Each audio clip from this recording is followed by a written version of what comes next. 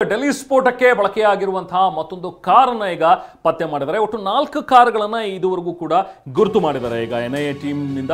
So ಒಂದು ಈ Brezza car ಏನಿತ್ತು ಅದರ ಬಗ್ಗೆನೂ ಕೂಡ ಸಾಕಷ್ಟು ವಿಚಾರಗಳು ಹೊರಬರ್ತಾ ಇದ್ವು. ಈ ಬ್ರೆಜಾ ಕಾರಲ್ಲೂ ಕೂಡ ಸ್ಫೋಟಕವನ್ನು ತುಂಬಿಕೊಂಡು ಓಡಾಡ್ತಾ ಇದ್ದಾರೆ ಅನ್ನುವಂಥದ್ರ ಬಗ್ಗೆ ಈಗ ಅಲ್ಫಲಾ ವಿವಿ ಬಳಿ ಬ್ರೆಜಾ ಕಾರನ್ನ ಕೂಡ ಪತ್ತೆ ಹಚ್ಚಿದ್ದಾರೆ.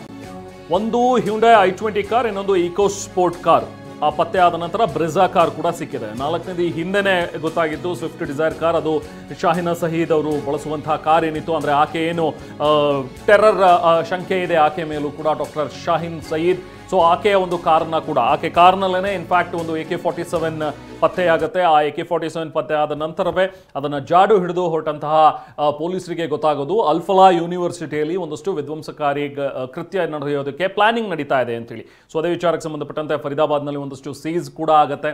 ಹಾಗೆ ಡಾಕ್ಟರ್ ಶಕೀಲ್ ಕಫೀಲ್ನನ್ನು ಕೂಡ ಅರೆಸ್ಟ್ ಮಾಡ್ತಾರೆ. ಆತನ ಒಂದು ರೆಂಟೆಡ್ ಮನೆಯಿಂದಲೂ ಕೂಡ 360 kgಯಷ್ಟು ಸ್ಫೋಟಕಗಳನ್ನು ವಶಪಡಿಸ್ಕೊಳ್ತಾರೆ. ಹತ್ತತ್ರ 3,000 ಕಿಲೋವಷ್ಟು ಸ್ಫೋಟಕಗಳನ್ನು ತಯಾರಿಕೆ ಮಾಡೋದಕ್ಕೆ ಬಳಸುವಂಥ ಕೆಮಿಕಲ್ಗಳನ್ನು ಕೂಡ ವಶಪಡಿಸ್ಕೊಳ್ತಾರೆ.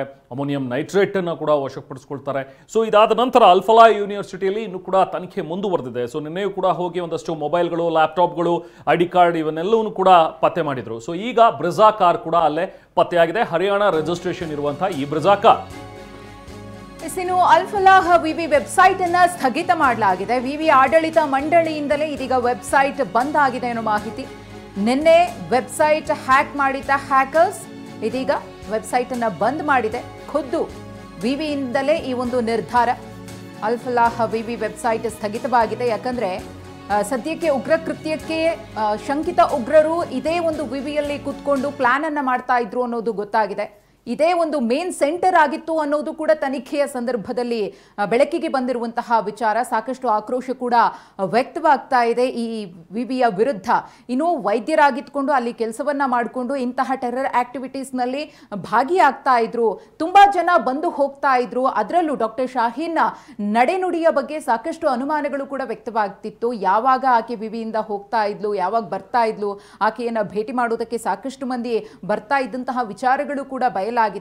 ಈ ಒಂದು ವಿವಿಯಲ್ಲಿ ಇಂತಹ ಆಕ್ಟಿವಿಟೀಸ್ ನಡೆದಂತಹ ಸಂದರ್ಭದಲ್ಲಿ ಇಂತಹ ವಿವಿ ನಮಗೆ ಬೇಕಾ ಅನ್ನೋ ಪ್ರಶ್ನೆಗಳು ಕೂಡ ಎದ್ದಿದೆ. ಹ್ಯಾಕರ್ಸ್ ಹ್ಯಾಕ್ ಮಾಡಿದ್ರು ವಿವಿ ವೆಬ್ಸೈಟ್ ಅನ್ನ. ಇದೀಗ ಖುದ್ದು ಅಲ್ಫಲಾ ವಿವಿನೇ ವೆಬ್ಸೈಟ್ ಅನ್ನ ಸ್ಥಗಿತಗೊಳಿಸಿ ನಿರ್ಧರಿಸಿದೆ. ಸೊ ಹಾಗೆ ಈ ಅಲ್ಫಲಾ ವಿವಿಯಿಂದಲೇ ಒಂದಷ್ಟು ಸ್ಫೋಟಕಗಳನ್ನ ಕದ್ದೊಯ್ದಿದ್ರು ಅನ್ನೋ ವಿಚಾರ ನೋಡಿ. ದೆಹಲಿ ಕಾರು ಸ್ಫೋಟ ತನಿಖೆ ವೇಳೆ ಮತ್ತೊಂದಷ್ಟು ರಹಸ್ಯಗಳು ಬಯಲಾಗ್ತಿರೋದು. ಈ ಅಲ್ಫಲಾ ವಿವಿಯಲ್ಲಿ ಸಭೆ ಸೇರ್ತಾ ಇದ್ರು ಈ ಎಲ್ಲ ಉಗ್ರ ವೈದ್ಯರು. ಈ ಬಿಲ್ಡಿಂಗ್ ನಂಬರ್ 17ರಲ್ಲಿ ರಹಸ್ಯವಾಗಿ ಉಗ್ರರು ಸಭೆ ನಡೆಸ್ತಾ ಇದ್ರು ಅನ್ನುವಂಥ ವಿಚಾರ. ಅದರಲ್ಲೂ ಉಗ್ರ ಡಾಕ್ಟರ್ ಮುಜಮ್ಮಿಲ್ಗೆ ಸೇರಿದಂಥ ಒಂದು ರೂಮ್ನಲ್ಲಿ ಕೂತ್ಕೊಂಡು ಸ್ಕೆಚ್ ಹಾಕ್ತಾ ಇದ್ರಂತೆ. ಉಗ್ರ ಉಮರ್, ಶಾಹಿನ್ ಸಯೀದ್ ಜೊತೆಗೆ ಮುಜಮ್ಮಿಲ್, ಉಗ್ರ ಆದಿಲ್ ಸೀಕ್ರೆಟ್ ಆಗಿ ಸಭೆ ಸೇರಿ ದಾಳಿಗೆ ಸಂಚು ರೂಪಿಸ್ತಾ ಇದ್ರು ಅನ್ನುವಂಥದ್ದು ಕೂಡ ಈಗ ಬಯಲಾಗಿದೆ. ರೂಮ್ ನಂಬರ್ 13ರಲ್ಲಿ ಈ ದುಷ್ಟಕೂಟ ಸೇರಿ ದಾಳಿಗೆ ಸಂಚನ್ನ ರೂಪಿಸಿತ್ತು ಅಂತ. UP, ದೆಹಲಿ ಇಲ್ಲೆಲ್ಲ ಕಡೆ ಸ್ಫೋಟ ನಡೆಸಬೇಕು ಅನ್ನುವಂಥದ್ರ ಬಗ್ಗೆ ಪ್ಲಾನಿಂಗ್ ಆಗ್ತಾ ಇತ್ತು. ವಿವಿಯಲ್ಲೇ ಕೂತ್ಕೊಂಡು ಬ್ಲೂ ಪ್ರಿಂಟ್ ಅನ್ನ ರೆಡಿ ಮಾಡಿತ್ತು ಈ ಗ್ಯಾಂಗ್ ಅನ್ನುವಂಥದ್ರ ಬಗ್ಗೆನೂ ಕೂಡ ಒಂದಷ್ಟು ರಹಸ್ಯ ಈಗ ಬಯಲಾಗಿದೆ. ಈ ಅಲ್ಫಲಾ ವಿವಿಯ ಲ್ಯಾಬ್ನಿಂದ ಕೆಮಿಕಲ್ ಅನ್ನ ಕೂಡ ಇವರು ಕದ್ದೊಯ್ದಿದ್ರು ಅಂತ. ಬಾಂಬ್ ತಯಾರಿಕೆಗೆ ಇದೇ ಲ್ಯಾಬ್ನಿಂದ ಕೆಮಿಕಲ್ಗಳನ್ನ ಕದಿತಾ ಇದ್ರು ಅನ್ನುವ ವಿಚಾರ. ರೂಮ್ನಿಂದ 5 ಮೀಟರ್ ದೂರದಲ್ಲಿರುವಂತಹ ಕೆಮಿಕಲ್ ಲ್ಯಾಬ್ ಇದು.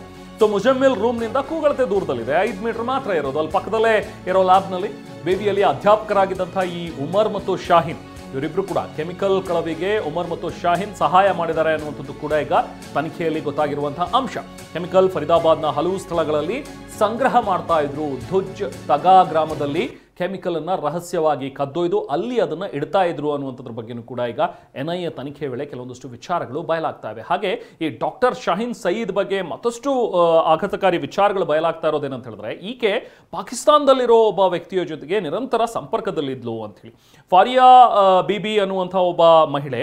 ಆಕೆ ಯಾರು ಅಂತ ಹೇಳಿದ್ರೆ ನೋಡಿದ್ರೆ ಈ ಉಮರ್ ಫಾರೂಕ್ ಅನ್ನುವಂಥ ಒಬ್ಬ ಉಗ್ರ ಏನಿದ್ನಲ್ಲ, ಈ ಹಿಂದೆ ಪುಲ್ವಾಮಾ ಅಟ್ಯಾಕ್ನ ಸಂದರ್ಭದಲ್ಲಿ ಆದಂತಹ ಎನ್ಕೌಂಟರ್ನಲ್ಲಿ ಆ ಉಮರ್ ಫಾರೂಕ್ನನ್ನ ಕೂಡ ಹೊಡೆದುರುಳಿಸಲಾಗಿತ್ತು. ಈ ಉಮರ್ ಫಾರೂಕ್ ಯಾರು ಅಂತ ನೋಡಿದ್ರೆ ಅಜರ್ ಮಸೂದ್ ಏನಿದ್ದಾನೆ, ಜೈಷ್ ಎ ಮೊಹಮ್ಮದ್ ಸಂಘಟನೆಯ ಮುಖ್ಯಸ್ಥ ಈ ಅಜರ್ ಮಸೂದ್. ಸೊ ಆತನ ಅಣ್ಣನ ಮಗ ಈ ಉಮರ್ ಫಾರೂಕ್. ಸೊ ಆತ ಈಗಾಗಲೇ ಹತನಾಗಿದ್ದಾನೆ. ಆತನಿಗೆ ಈಗಾಗಲೇ ನಮ್ಮ ಸೇನೆ ಹೊಡೆದುರುಳಿಸಿದೆ. ಆತನ ಪತ್ನಿ ಜೊತೆ ಆರಿಫಾ ಬಿಬಿ ಜೊತೆಗೆ ಈ ಡಾಕ್ಟರ್ ಶಾಹಿನಾ ಸಯೀದ್ ನಿರಂತರವಾಗಿ ಸಂಪರ್ಕದಲ್ಲಿದ್ಲು ಅನ್ನುವಂತಹ ವಿಚಾರ ಕೂಡ ಈಗ ಬಯಲಾಗಿರುವಂಥದ್ದು. ಅಂದ್ರೆ ಈಕೆ ಬಹುಶಃ ಈ ಎಲ್ಲಾ ಕೃತ್ಯಗಳ ಮಾಸ್ಟರ್ ಮೈಂಡ್ ಈಕೆ ಆಗಿದ್ಲ ಅನ್ನುವಂಥದ್ದು ಇದೆಲ್ಲ ವಿಚಾರಗಳನ್ನು ನೋಡಿದಾಗ ಅನುಮಾನಗಳು ದಟ್ಟವಾಗುತ್ತೆ.